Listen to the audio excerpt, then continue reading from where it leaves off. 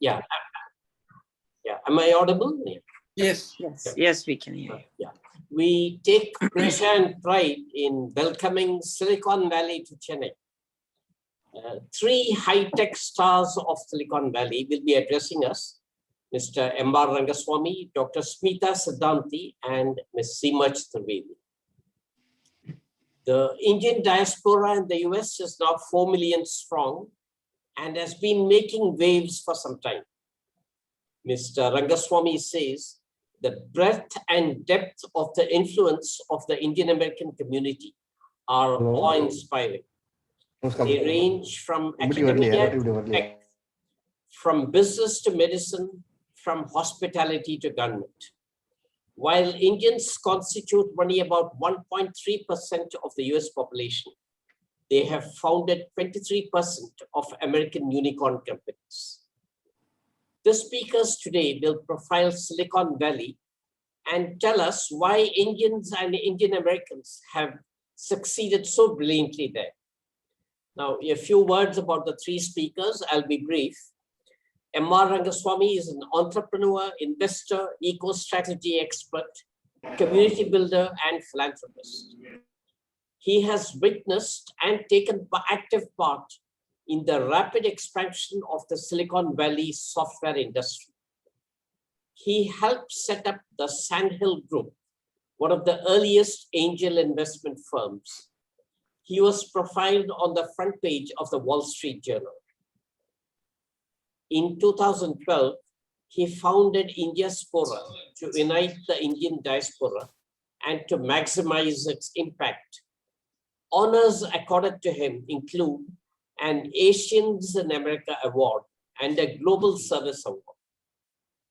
Dr. Smita Siddhanthi is the founder of N-Dyna Incorporated. It specializes in cybersecurity, digital solutions, occupational safety and health, environmental solutions, and sustainability.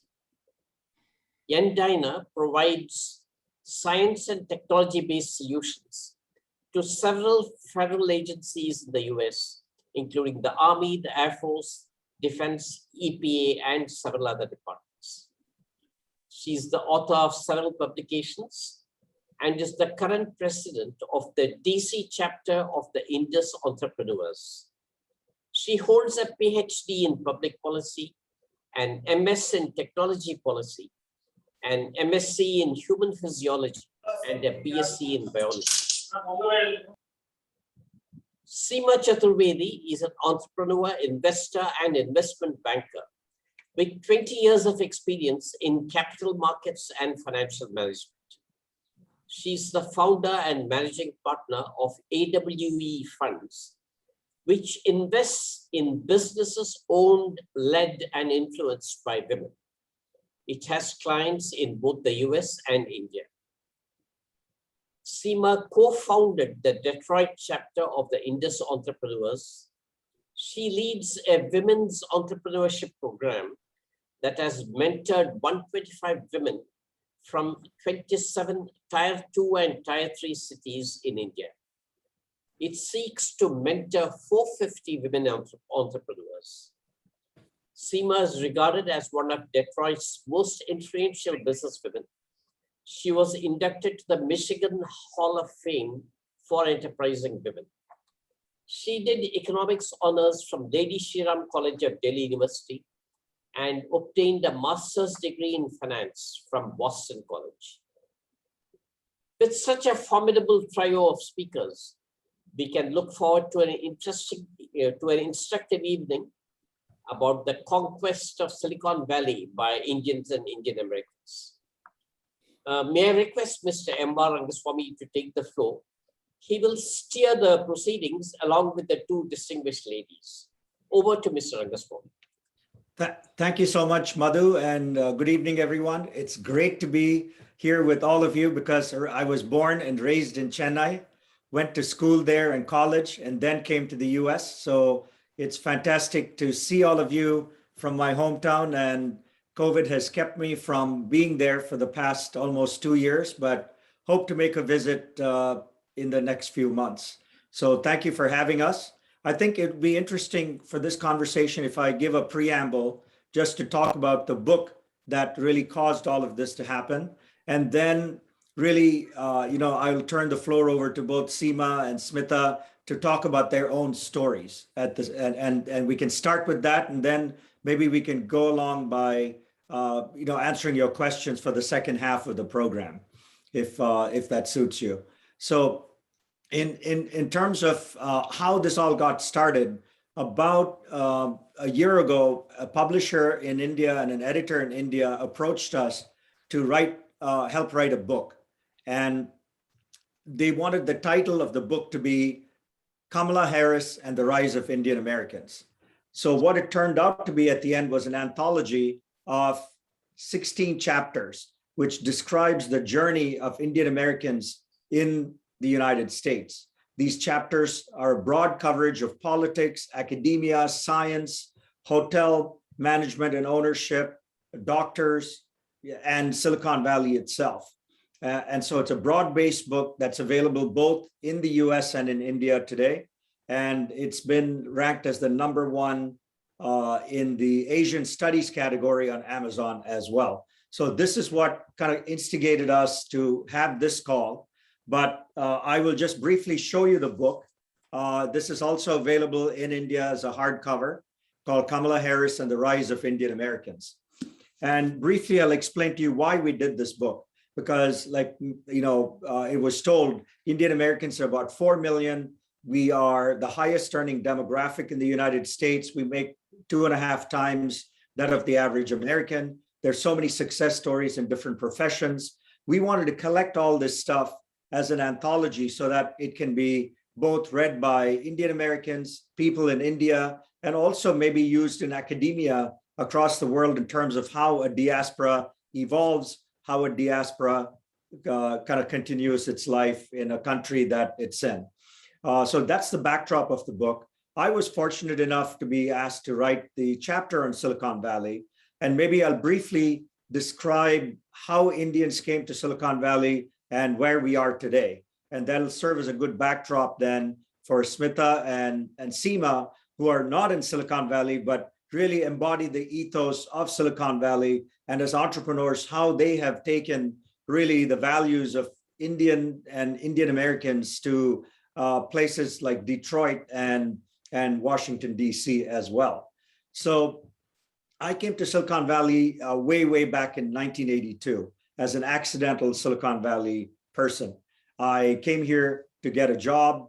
I was in a startup, and that's how I started my career. At that time, when I was in Silicon Valley, there were very much a very small population, maybe a few thousand Indians lived in Silicon Valley and the Bay Area, and they were primarily in the chip industry. There were companies like National Semiconductors and Intel, many famous companies at that time, and Indians came there to be hardware engineers. This was kind of the start of the Indian American migration, if you will, to the Bay Area. Then things moved from chips. As computers moved from what we call mainframe computers to smaller computers called mini computers, you needed more people to write software. And so a lot of Indians became software engineers from hardware engineers. And this led to the spread of Indian Americans in Silicon Valley itself. And initially, the crowd of people who came to the US and to Silicon Valley primarily were folks from IIT, from universities like BITS Pilani, Anna University, and so forth, who are engineering graduates who came to Silicon Valley. And that's kind of the second step in the migration, if you will, going from hardware engineers to software engineers. Then what happened was people that started to look at becoming entrepreneurs, right? Because if you're an engineer, you see a company become successful, you want to start a company. So a lot of Indians started companies, started software companies. And that was the evolution, moving up the food chain in a sense, from a hardware developer to a software developer to a founder and CEO of a startup. That was kind of the evolution that we took. Then what happened was there was a big milestone event, a seminal event in around 1990. There was a problem, if you all recall, called Y2K. This was when in the year 2000, January of 2000, January 1st of 2000, all computers in the world would stop because you changed from 1999 to 2000. And this would stop all computer systems. So all the companies in the US needed people who were not available in the US. These were people who were familiar with languages like COBOL and Fortran. These were languages that were essentially dead in the US by that time. But since India was a little bit behind the US in terms of its technology, there were tens of thousands of engineers in India who knew COBOL and Fortran. And so they were actually brought to Silicon Valley and other places in the US on what was called at that time the H-1B visa, to become programmers to fix this huge problem and crisis that had fallen upon us. And so this was a huge migration of people. You know, tens of thousands of Indians came to Silicon Valley at that time, up to the year 2000, right? This brought a flood of people here and started our community to become much, much, much larger than it was in 1982, right? The year 2000 happened, no computers stopped, everybody was okay, but all these people who had come to the US were able to find other jobs, other occupations, and stay back in Silicon Valley itself. So that was the next decade. The following decade, from 2000 to 2010, what happened? This was the decade that a lot of Indians were anointed CEOs of large public companies. You saw people like Satya Nadella become CEO of Microsoft, Sundar Pichai become CEO of Google, Shantanu Narayan become CEO of Adobe, and even more recently, Arvind Krishna is CEO of IBM. So these were lots of people who, they were not entrepreneurs, they were professional managers who were made CEOs of very large public companies. This was kind of the next phase in our development and evolution. Then you fast forward at the same time to the venture capital community. There were lots of people who were CEOs and entrepreneurs who were very successful, then became venture capitalists. So you've now got lots and lots of Indian Americans as venture capitalists actually funding companies that are run by Indian Americans. So again, moving up this value chain, like I said, now to people who actually hand out money and invest in companies and go to that level of engagement. Then what happens now, more recent trend, I would say, in the past few years, are Indian companies actually moving their headquarters and their management teams to Silicon Valley to be closer to their customers. And the most recent success all of you would have seen and feel proud of is a company called Freshworks that's actually based in Chennai. Girish is the CEO who moved to the United States a few years ago in order to establish headquarters here, meet his customers, be close to them, and eventually take the company public on NASDAQ just a month or so ago to a valuation of $14 billion. And there were, thousands of employees of this company in Chennai who became crorepathi's in Chennai. So this is the next migration movement where lots of companies, there are other companies from Chennai as well, who have moved to Silicon Valley to be closer to the customers, to raise capital, and eventually to go public. There are companies like Unifor and many others from Chennai, ChargeBee. There's so many companies you can name that have gone overseas really to be the next set of companies that are becoming global companies, but coming out of Chennai, coming out of India to become entrepreneurs and become successful. So this is a kind of, I think in 10 minutes, I've encapsulated the migration and success of Indian Americans who have come to the US, to Silicon Valley to become, entrepreneurs and be pioneers in this area. So that's kind of a quick snapshot, if you will, of the journey.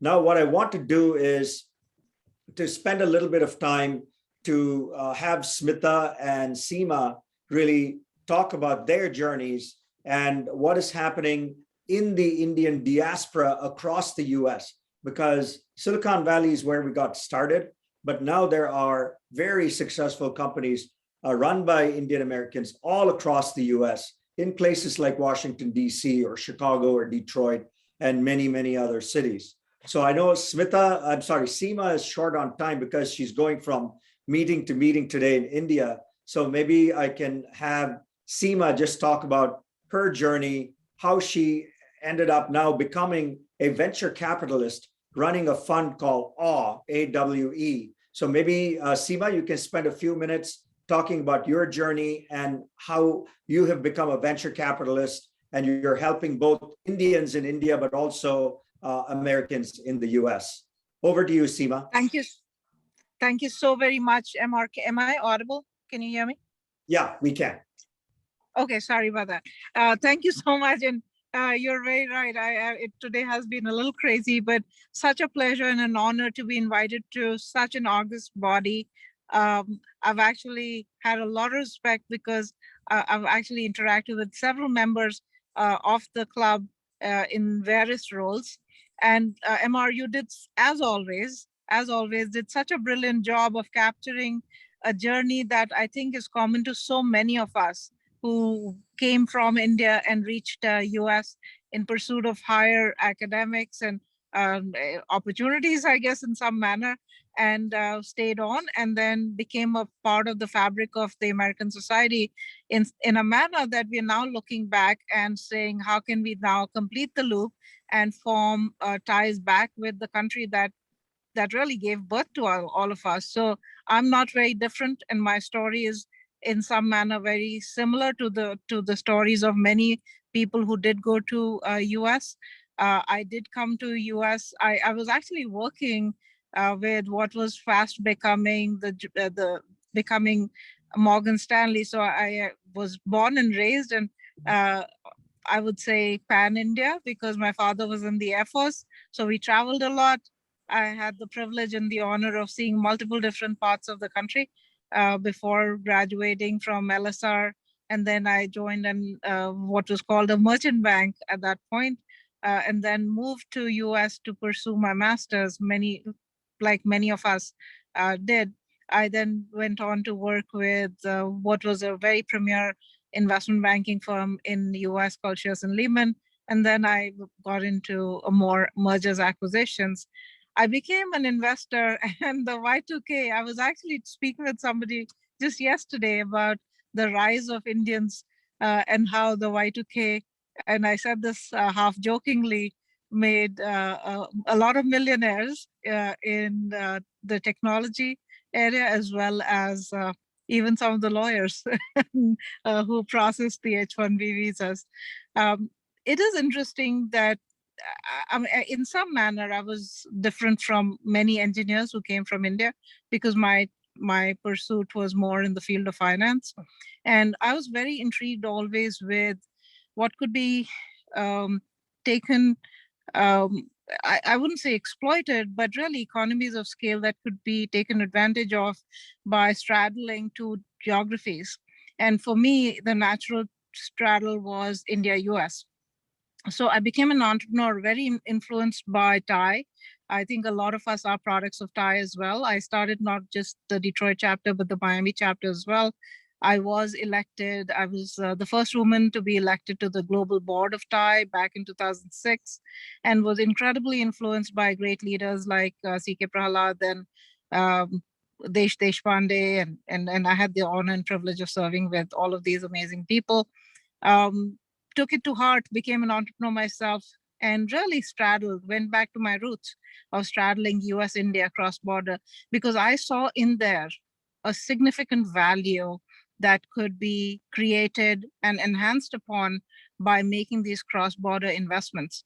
And I've actually, there's a famous client, a famous customer of mine from Chennai, Gopal Srinivasan, of the TVS group, and I was instrumental in helping him expand into US through an investment that he made. So it's been interesting because now I'm coming full circle in terms of not just investing the balance sheets of companies like TVS's group companies, but also taking a fund, because our fund is recognizing the value that India has to offer to the world. And we are aspirationally a 50 million or a 350 crore fund. And we are looking to invest in what I call a potent but latent resource of generally any community, but definitely of India as well. It's women. And I have championed a program that, again, I ran through Thai, which did get 6 rounds of funding from the US State Department. And I think it was in significant manner the precursor to what has now become Thai Women. And Smita is actually going to talk about that, I'm sure. But it has also we had the great news shared that Thai has now, the AIRSWE was a seed also to a program that the State Department is funding in Pakistan.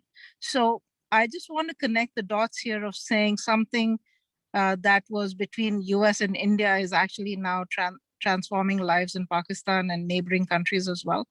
And the ripple effect and the multiplier effect is massive. So we continue down this path. And though I'll leave you with the heartening thought of saying the program that we ran, which was called AIRSWE, really showed the power of connecting a community. And the best proof of that was we helped 575 women entrepreneurs. They came from 20 states, 106 small towns in India. 3 of my own personal mentees who came from Coimbatore, Indore, and Mumbai are now, who would not step out of their homes without the company of a man, are now exporting to California. So we are, as AWE Funds, trying to build on that value. And we look forward to connecting with all of you and really growing this community.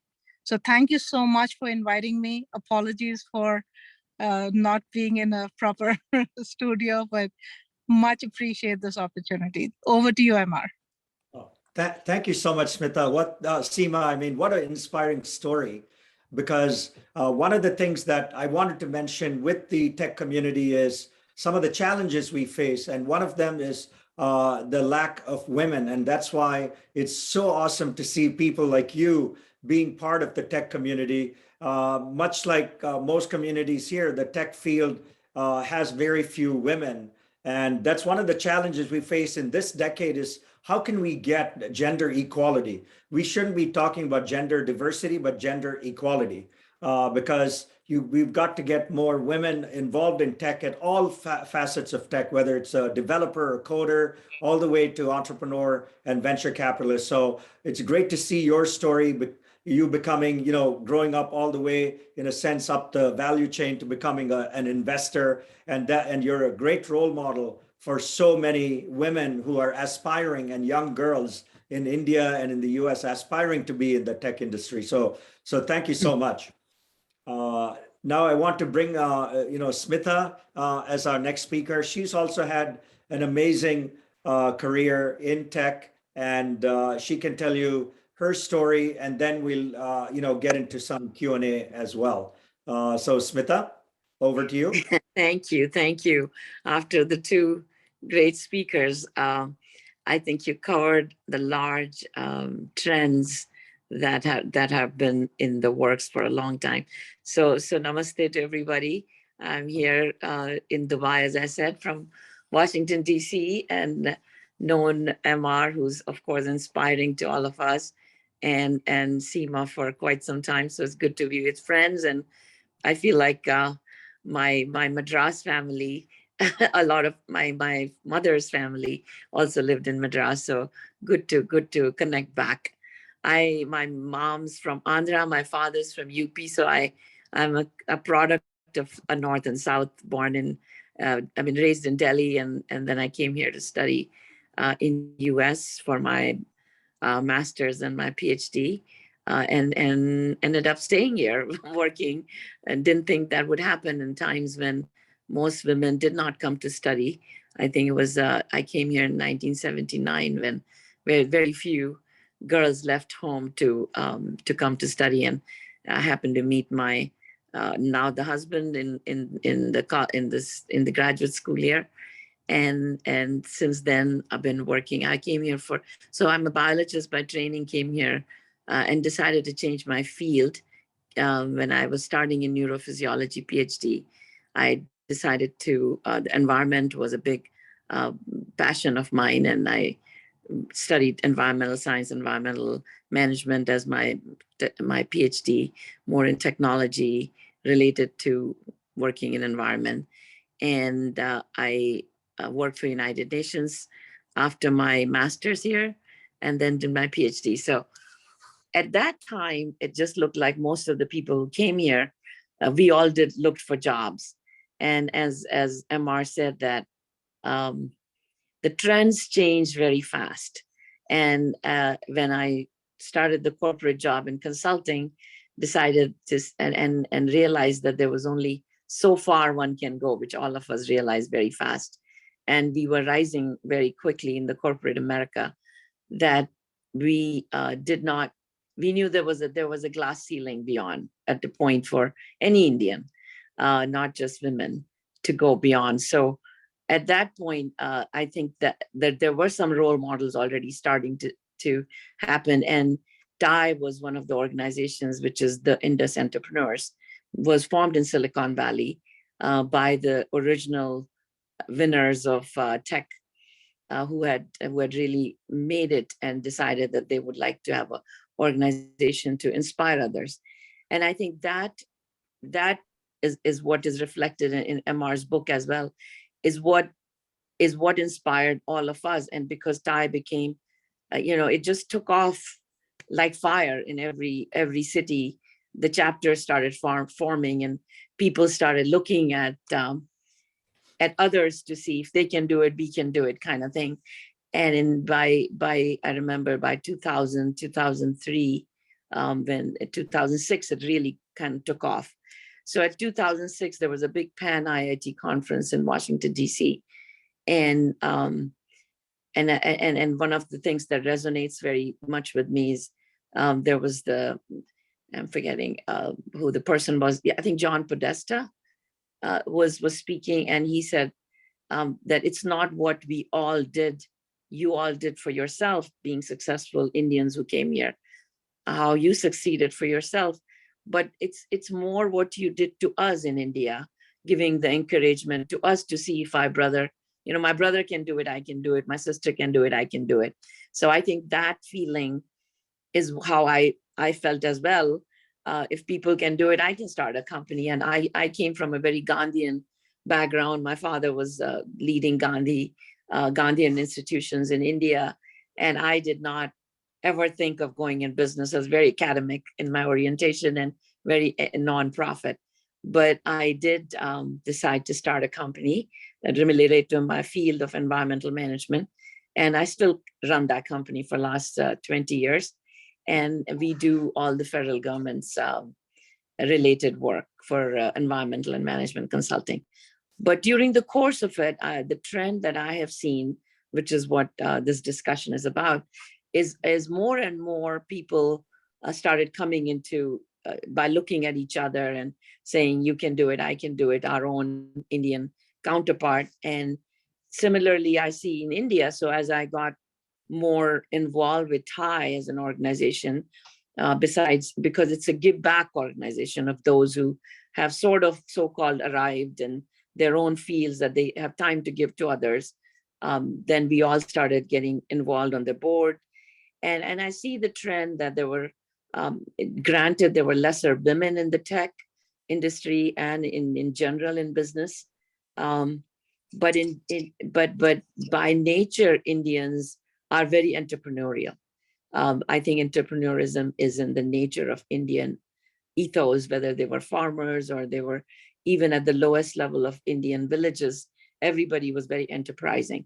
And so I think everybody here started doing various enterprises, and the tech industry obviously took off at a much higher value and brought more skilled, attracted more of us to get into that. And I think that a couple of things I wanted to point out, that the women issue is what I'm focusing more on, is more and more I got on this journey of my own company. I saw more the whole vast network of not just the men and women, but women more and more starting businesses and their husbands joining them later stage after they saw the success. If they continued with their jobs. So the couple started doing that. The one kept the job, the other started the companies. And including me, my husband was a partner in another company in consulting firms all along, and then he joined me 10 years back. So I've seen that trend as well. And as MR was pointing out, and Seema is a personification of exactly what we all started doing, was that as we got more successful in our companies, we started investing in other companies and started either funds or joining funds that were investing in other companies. So now I see the trend much more. I am now leading, I'm on the global TIE board, and I'm here basically for that, the initiative that Seema started in TIE, which now became TIE Women Initiative, focuses on global entrepreneurism for enhancing and engaging and empowering women across the globe. And we are today, I just finished, and I'm speaking to you from there, the final competition of global women entrepreneurs. We had 1,000 applicants for that competition across the globe, from Coimbatore to Indore to Gujarat to Surat to Delhi, and all cities in India, Kolkata, Bangalore, Bombay, of course, Nagpur, and many smaller mid-tier cities as well. And then all the way to Palestine, to Israel, to New Zealand. And I mean, I'm just overwhelmed by the fact, obviously Germany and Europe and UK, but all the states in the United States as well, Silicon Valley and Washington, DC, and even smaller, Atlanta and others. And I mean, even smaller than that, and Boston and all that. So there's that many chapters of 45, including African countries and UAE. We had 45 winners from each of these chapters, and women competed, and lots of investment happened, and lots of investors came. It's the largest tech conference here, called GITEX in Dubai, and they sponsored us, and we had all the women fly in here, and they paid for everybody to stay, gave us the whole stage, and we brought all the investors and did this global competition. I'm so exhilarated from that. So I'm telling you the story to see 3 Indian women, one from Surat and one from Delhi and one from Bombay, won the prize. The top woman was from Delhi, and she got the 100,000 award. Everybody got not only the money, but the investors pouring over them to give them funding. And these women just amaze me, their confidence. We just did not have it in our generation. And they're very young women, but they are, close to 30, 28, 20s, and they know exactly the path they're taking. So it almost brings tears to my eyes, because they're just taking over the world, is how I see it. So really nice to see this woman who won the competition. And somebody in the beginning was talking about that bio waste. Somebody got that whatever $1 million or $1 billion award. This lady got award for her bio waste to textile. She's making polyester from bio waste. So that's the woman who won today, a young lady. And we were all ready to write the checks to her and many others.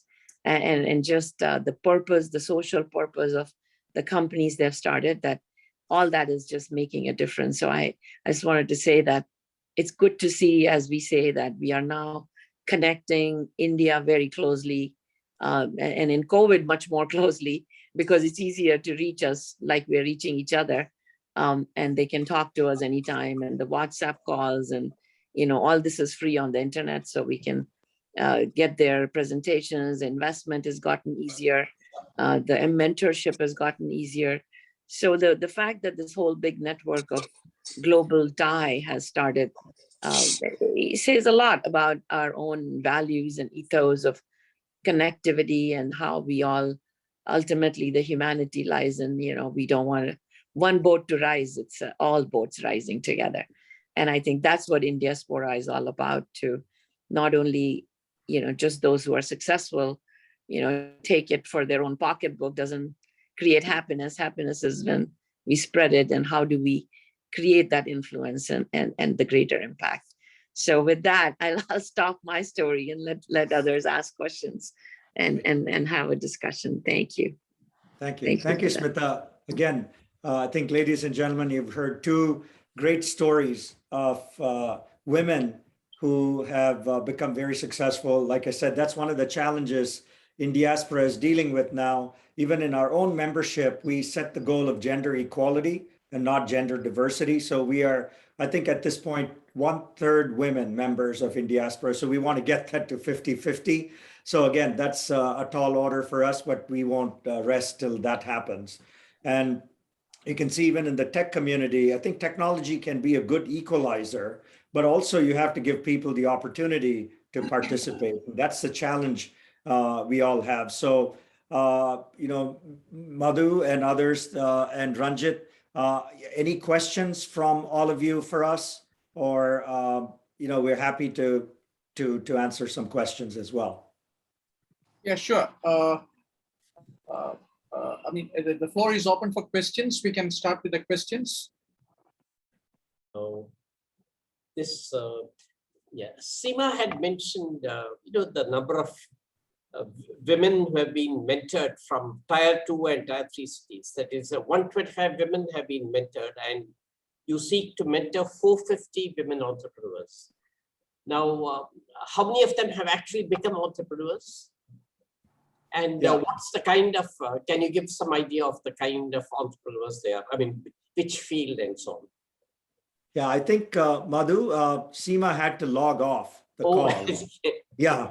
So well, I can answer some of that. Go ahead, Smita. Yeah, that Seema had started this with the USAID aid that they had told, that she was mentoring these women. I met quite a few of them, and she was doing training in all these different cities. There was mid-tier cities, including Nagpur and others. The women were from many walks of life. They were even, there were 6 women that I had actually mentored. I remember that one of them had started a kitchen in her, and through the kitchen, she was sending fresh food in her city to people who wanted it, homemade food. And she had the whole system set up in terms of ordering, getting the order, and then sending the food. And it became very high scale because the demand got much more higher. So she was asking for mentoring in terms of how to scale up to even not Jaipur is where she was, and how to take it to many other cities. So it was that, and then to the other one, starting an e-commerce platform. She wanted to get more of the village women products that they were making to cities and others, and it was that kind of platform. So it ranged from various. There was even one attempting to do something with female, I think it was menstrual pads or something like that they were trying to experiment with. So it's there's a lot. There was a range of them. So it's not just tech industry, and I can tell you the 1,000 applicants that I'm dealing with we just processed and got these 40 women to win in each chapter, which each of them had at least 20 or 30 entrepreneurs. They range from everything to everything. There are people who are teaching computers in all the schools and all the homes, and technology to people, because technology is now the mainstream. There are others who are even doing telehealth kind of thing.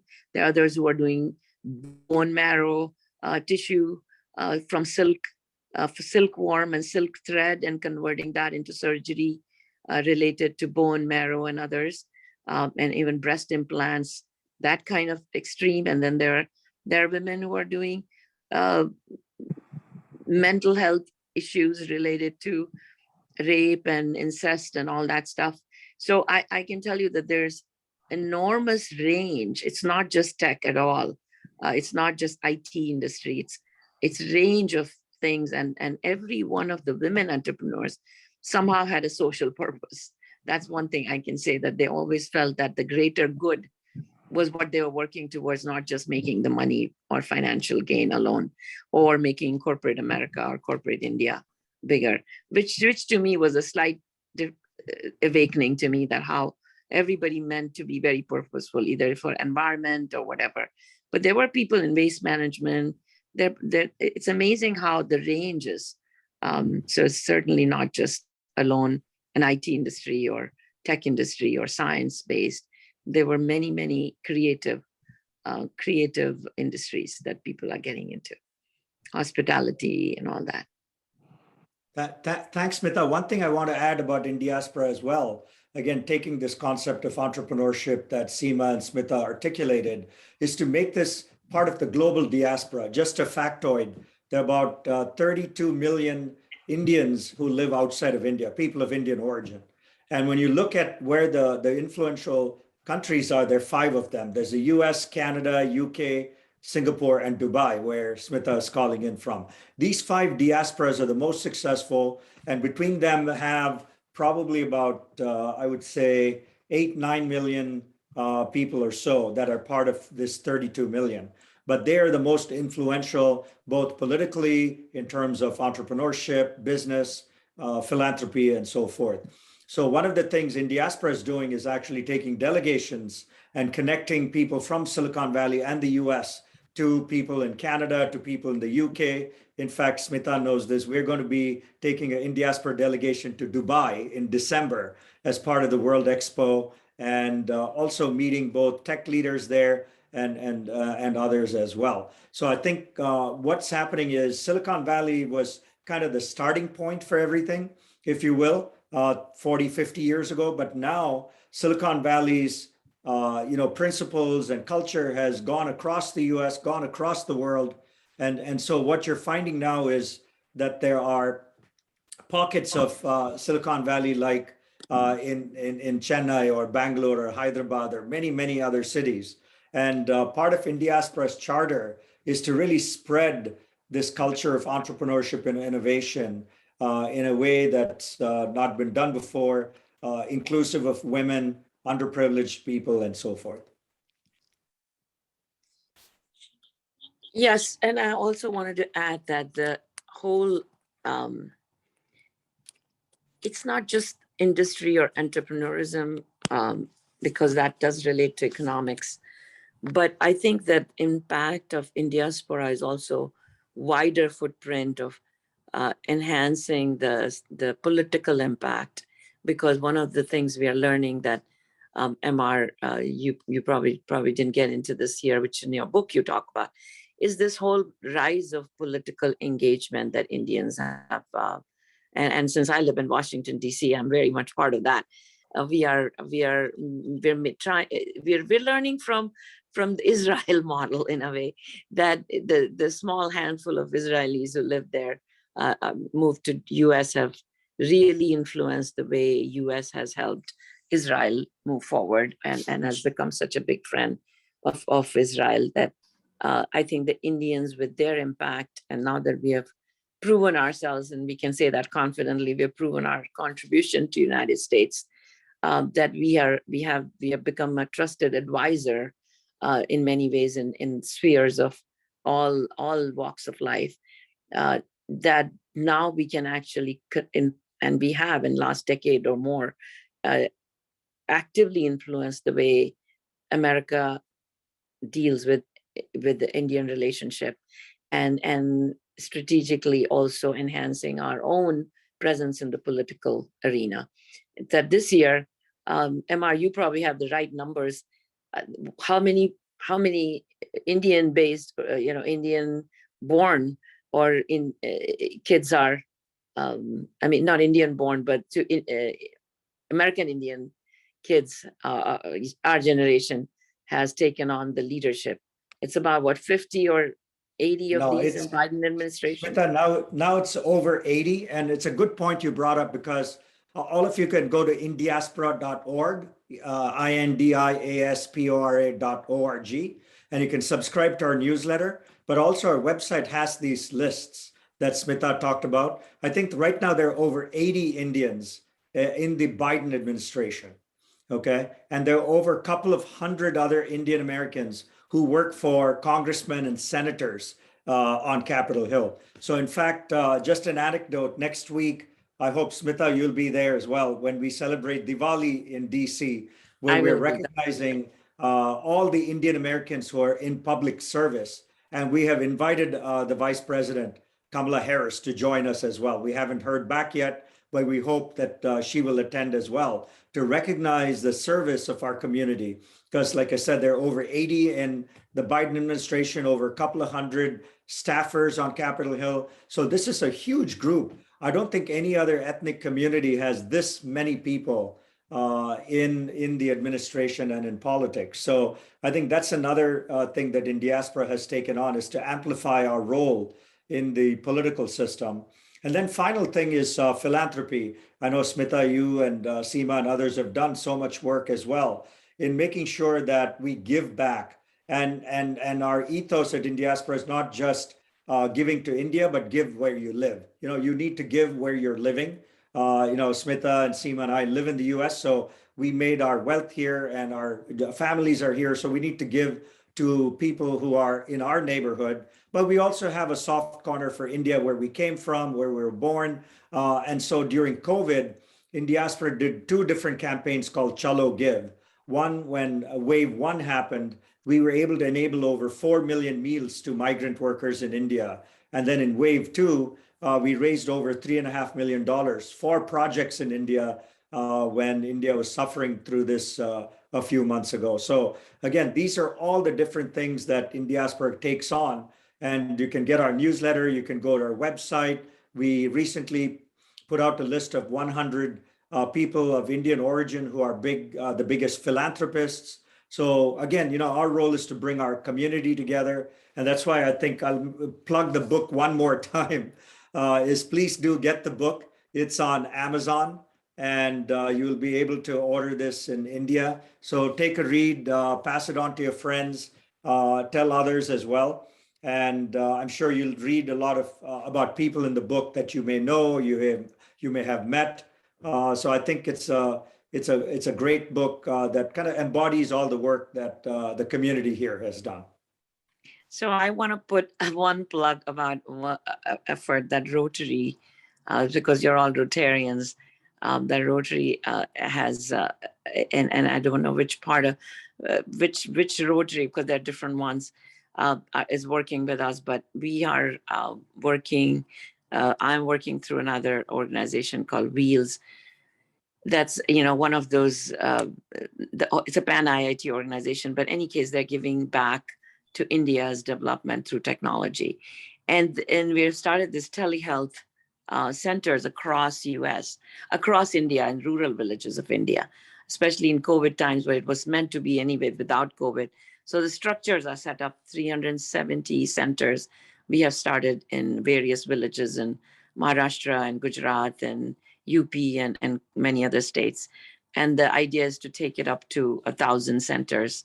And we are trying to get partnerships with NGOs and we have you know, and funding for these. So any of you are interested in starting telehealth, or any of your friends know, please connect with me or with even MR. He's connected with our effort as well. That I say that because of the Rotary's connection with us. Yeah. But I think that whole effort of wanting to do something back for India, wanting to do something back not for cities, but also for rural villages is very prominent in those of us who have, who not only are helping here, but help, you know, it's similar to us that India, US, you know, is part of all of us who are born there and are living here. So really nice to meet you all and talk about this as if we are sitting around in the same room, chatting with friends. Thanks. Was there another angle of cultural that you wanted to talk about, MR, that we are also working on? You keep bringing lots of people who are starting restaurants in various places with Indian. You brought this person into visibility who started a first Indian restaurant, or the best restaurant in Silicon Valley or other places. Because I just interviewed a lady for in diaspora who has, in Israel, started 7 Indian restaurants. She's one of the top restaurateur in Israel, and 7 or 8 chain, like Pushkaran was her name. Yeah. You know her, Amar, right? That was a success story to see how India's culture, not only just food and all kinds of ways, we are not just influencing the world, but introducing them to all our culture and Absolutely. spreading that. Absolutely. Lot of culture interaction. And even, one of the things, just to harken back to Silicon Valley, when I came in 82, there were 1 or 2 Indian restaurants, and that's all we could go. There was one in Santa Clara and Sunnyvale. And then if we wanted fancy Indian food, there was one restaurant in San Francisco called Gaylord, right? Right now you go to Silicon Valley, it looks like India. I mean, there are hundreds of Indian restaurants, stores, cafes, and of course, all the music that's emanated from India has come over to the US, both in terms of music, dance, Bharatanatyam or things like that, as well as language schools.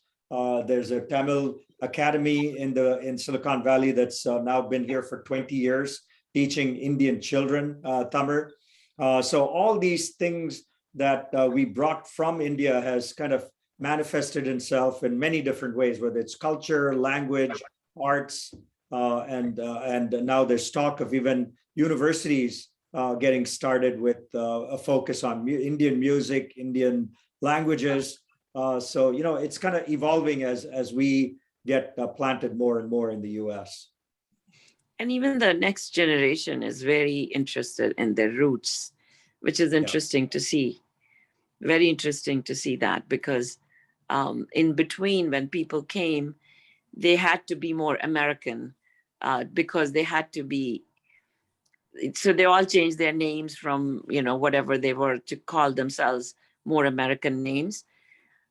My generation, by the time I came here, it was a little less, but my kids are now totally wanting to, be very Indian and very proud of their roots and learn Hindi and learn the language and teach everybody about, all the Indian clothes and their culture and their festivals. And so it's very interesting to see how evolution happens in that fashion. And I hope that, and they bring along all their American friends with that. So great melting pot for both countries, two most, I think, most fortunate places to be that we are part of. So I'm very, very humbled by that we can share all these with you, our Absolutely. experiences. One of the programs we started at Indiaspora is called Diaspora Next, which is meant for kids like Smita and my kids and others, where the next generation can get together on their own and also be connected to India. We did a program called Heritage India, where we sent a bunch of school kids, to India to learn about their country, their parents and grandparents came from. So it's a lot of interaction going on. COVID kind of changed that to one more of Zoom interaction, but we hope in 2022 and beyond, there can be more cultural visits and other things happening, between India and the US, but also between the other diasporas as well. Any other questions, Ranjit or Madhu, before you guys want to close up? Friends, any more questions? Ranjit, I'd like to ask one. Yeah, please. I'm Javan Nichani. Wonderful to hear you all. Rangaswami, Smita, and Seema, of course, is left now. I am into investment banking. I run a company called Equitab. I like to interact with you all in a different forum. Of course, this is not the forum, since we've got the same synergies. So if I could connect with you, it'll be wonderful. Sure, absolutely. Happy to Madhu connect. has my contact details, and I can connect. You can connect through him. Yes. Yeah. Thank you so much.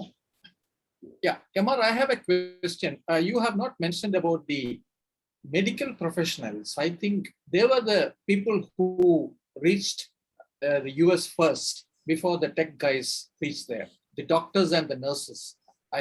Maybe you can say a few words about that. Absolutely. I mean, that's one of the chapters in the book. And again, one of the things, a fact is we have 1% of the population of the US. We have 7% of the doctors. Okay, just think of that. 1 out of every 13 doctors you meet in the US is an Indian. So that profession came along early. And in fact, there's a different angle it took. Last week, I got a chance to visit Memphis, Tennessee, and we met with local Indian leaders. And there were 40 of them who came to have dinner with us, and 20 of them were doctors. So I was really surprised why there are so many doctors. And what happened initially when Indian doctors came in, what the history of that is, many of them were given jobs in smaller towns and smaller places in the US because the whites did not want to go to those places. So the Indians raised their hand because they needed a job. And so they went to smaller cities and smaller towns to start their practices. Very interesting dynamic in the US to find out when you go to small towns, you'll see Indian doctors. And the reason is that the mainstream population did not want to settle down in these smaller places. The other MR, I interesting want to thing, add something to yeah, that please. right here. Yeah. What you just said, that because they went to these small towns, that is where the trust factor became huge. One of my aunts and uncle who were both doctors, the town treated them as gods. I'm not kidding you. And truly they became the total trust people. So we as Indians have to give a lot of credit to those who came, because they had already created the trust so well that they accepted us very nicely as very good people, very intelligent people. So when we walked in, like unlike other countries that came to US, our credibility was already very high. Yeah. Right, That's correct. MR. Absolutely. That trust continues till today.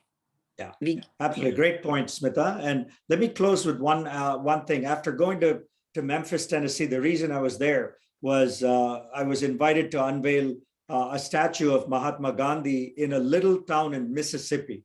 And all of you listening in will say, why should there be a Gandhi statue in a town, an African-American town with 14,000 citizens, right? But they invited us to put up a statue of Gandhi because MLK had visited that town in 1958. And then Martin Luther King went to India in 1959, and he visited India, and he also came to Chennai during that 1-month visit that he had. And he spent time learning about Gandhi and his principles. And so this connection was so deep in this small town in Mississippi that they welcomed up with open arms. And we had over 200 people at the unveiling of this bust. And the audience was mainly African-American people who really connected and saw this connection to India. So that was a beautiful thing that happened around Gandhi Jayanti about 2 weeks ago that I had the opportunity to go visit. And so I think our culture and our history and our relationships are manifesting themselves in so many different ways. Now we have a statue of Mahatma Gandhi in Clarksdale, Mississippi. Not just in Washington, D.C., exactly. next to the embassy. That is that is an amazing story, because we do have, and I think that increasingly they realize the values of India, how relevant they are in a long run for society to be more sustainable, more just, more peaceful.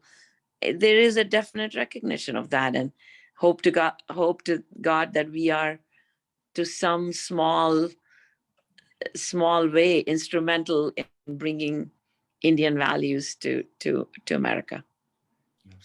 Over the years, there have been many ups and downs in India-US relations, from the time of Eisenhower right up to Clinton and so on. But do you think that right now this volatility has reduced and it's going to be up? It's only going to go up from here. Yeah, it cannot all go relationships, down. All relationships don't go to 45-degree angle to the right. I mean, you're going to have, blips, ups and downs, but there will be some. I mean, but the general trajectory is, kind of 45 degrees to the right, okay, on an XY axis. But there'll be some ups and downs as we move forward. I think because of the China situation, I think India has taken more prominence. I think the Quad between US, Japan, Australia, and India is becoming stronger as a working entity, if you will. And also the role of China in the world is being questioned quite a bit. And that bodes well for India in the economic sense. You see all the tech companies being created in India, the unicorns, the IPOs of Zomato, the upcoming IPOs of Paytm and Oyo and all these companies, plus also more India-based companies going public in the US. I think that all bodes well for the US-India relationship moving forward, both from a tech community as well as in general. But always, there will be bumps on the road for sure. But I think because of the diaspora's help and things of that nature, those bumps may not be, as severe as they have been in the past. I mean, both are the largest democracies, and democracies is by nature, there's got to be debate and differences between people. And so that will happen, and there'll be some bumps, as you said, on the road. But I think that the ground swell of good feeling on both sides has increased over time. And at least there's some trust that we are all here to watch for it, that we didn't exist before. I remember when I went to the first meeting at United Nations, somebody said to me, "Young lady, for United States, India doesn't exist. It doesn't exist in the map." And I was just so hurt at 22, or 23, whatever I was, that I now look back and say, India, United States cannot do without India. That's simple fact of life. Is there a strong Pakistani diaspora, just as there is a strong Indian diaspora? There is a Pakistani diaspora, but it's much smaller, and they haven't organized the way we have. Smita said and Seema said, we organized ourselves in lots of different ways. There are professional organizations, as Asian Hotel Owners Association of all the Patels. There's a bar association of lawyers. There's, of course, Thai. All these organizations. And medical association of doctors. Medical, API, and so forth. So I think we organize ourselves professionally. We've also organized ourselves on a cultural side, like a Gujarati Samaj, Tamil Sangam, and so on and so forth. So I think the community over time has done a very good job of organization. What Indiaspora attempts to do is to really bring this Uber organization, if you will, that connects the dots and connects the different parts of our community together to be a force for good. So that's kind of what we bring to the table. But there have been very good organizations across the board. I think the Pakistanis, both in terms of their size of population, as well as the organizing capability, are not up to where we are as Indians. I know I want to be sensitive to time. I know we have overrun our time. Right. So I have I had a 6:30 stop, so I need to. So want to turn it back to Ranjit. And, sure. Thank you, MR and Smita, for the wonderful and free-flowing discussion. You spoke from your heart without any kind of limitation. And convey our regards and thanks to Seema too. Now, I would request Rotarian Sheshadri to propose a formal vote of thanks. Over to you, Shesh. If you don't mind, I please have to go because I have another call at 6:30. Sure. You can. So namaste, everybody, and we'll see you hopefully sometimes in Madras. Bye-bye. Sure. Bye, Amar. I'll see you next week in DC. Yeah. Bye. Thank you, Ranjit. I must say that I must begin, in fact, by thanking Madhu. He has been organizing very good speakers week after week, I think for the last 2 decades. Today he has surpassed himself by organizing 3 brilliant speakers from across the world. And I must thank each one of these speakers who are coming from different time zones for giving us their valuable time and talking to us. And it was truly totally engaging right from the word go, from the excellent snapshot that Mr. Rangaswami gave us about the migration and success of Indian Americans. He gave us the entire roadmap of the time that 40, 50 years ago, Indians moved to Silicon Valley, and over a period of time, how they moved from hardware to software to become entrepreneurs. And today, we have Silicon Valleys all over the world, including pockets in India. I think that was absolutely a brilliant summary from you, sir. And then Seema Chaturvedi, she spoke to us about investing in the potent but latent resource of women, and the fact that 575 women entrepreneurs have been, mostly from the small towns of India. They've all become entrepreneurs, and that was truly an inspiring story. Thirdly, Dr. Smita Siddhanthi, who spoke about the fact that from the time when Indians did not exist for the Americans to the time when today we are one of the most influential community in India, in the United States, and the fact that the glass ceiling for Indians to move up from, there was a need to move up from the corporate world where they found that there's a limitation of growing. And the fact that many of them not only started companies, are today, nurturing and investing in companies. And that was also a very, very interesting story. And I must thank all three of you for taking your time off and enlightening us about not only the journey of Indians, but also making us proud of being Indians here. Thank you very much, sir. Thank you, Shesh. This meeting is adjourned. Thank you, MR, once again. Thank you so much, everyone. Nice to see all of you. Okay. Bye-bye. Bye. Thank you. Thank you, Mr. Rangaswami. Thank you, Dr. Smita. And,